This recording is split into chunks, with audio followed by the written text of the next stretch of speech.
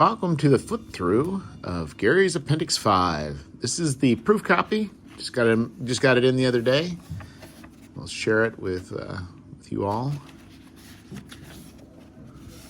It's a lot of fun. Somebody noticed that they asked about the last Gary's that I had listed the Dryad and why the Dryad wasn't in issue 4. I ran out of room. Had some articles come in, and they took up more space than I thought. And I have a physical limit of the number of pages this zine can have and fulfill through Lulu. So I sacrificed a Dryad, but don't worry, the Dryad is back. But anyway, we got a centipede. We got crocodile. We've got the driver ant. Well, it's variations of the driver ant. So if you want a giant ant, but you want a giant ant to do some other things, look no further. I got you covered. I have you covered.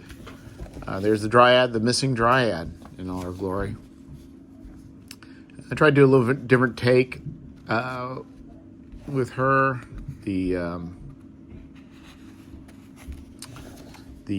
Rather than just being the woman that seduces men away to their detriment, decided to add a little more depth. So we've got the Knowles, we've got the Hydra, Harpy, and the research for a Harpy was fun. I actually really enjoyed it. Their mythology is one that progressed, so they went from being a certain elemental force to being characters in mythology with specific names doing specific things. So the Hydra, investigation-themed adventures. You want to have a mystery? Look no further. Travis got you covered.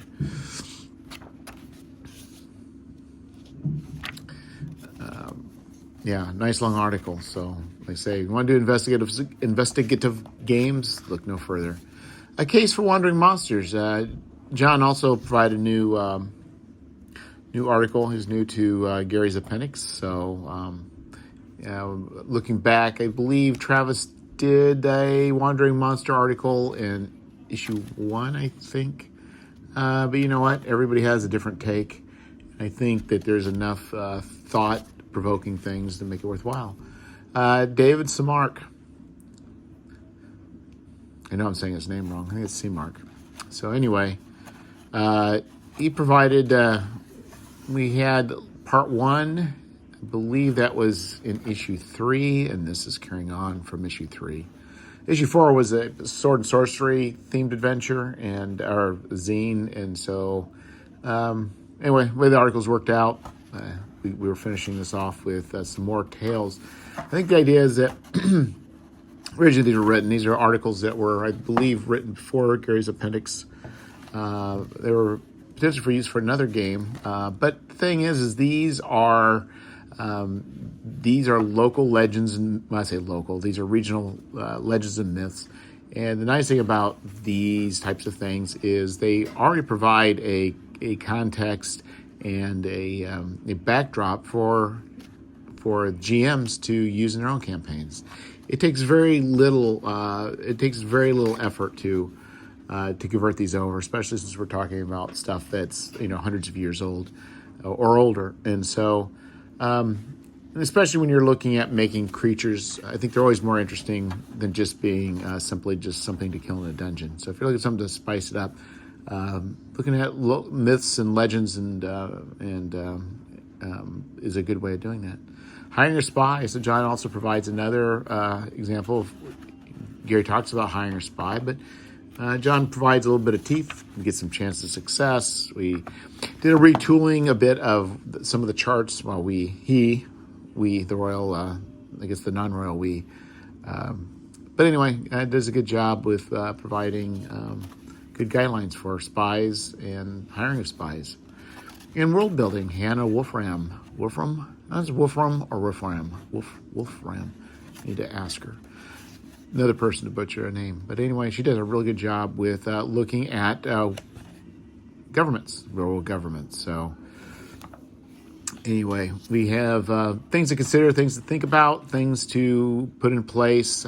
She does a very good job in the amount of space. The issue I had is, as she presented it, I was like, no, we need to expand out. And I found myself wanting to keep expanding to the point where I think it would have been probably like multiple pages for each governmental type, which really is outside the scope of this zine. But anyway, a great article, and Zach Goins again pulls through with a very fun article, and that rounds us up with contents for Gelatinous Cube, and then a piece of art, and another piece of art, because at the last minute I realized that I had 46 pages, not 48 pages. And for those of you who are better at math than I apparently am, they have to be in multiples of 4. So when you're doing a zine. And I didn't realize till the last minute. So luckily I found some very cool art that I was able to procure. And this is also just, I got a folder of some old illustrations in public domain, and boy, that is just fun. That is just fun illustrations. So anyway, I'll sprinkle those in as things come up, and as you see, it's missing the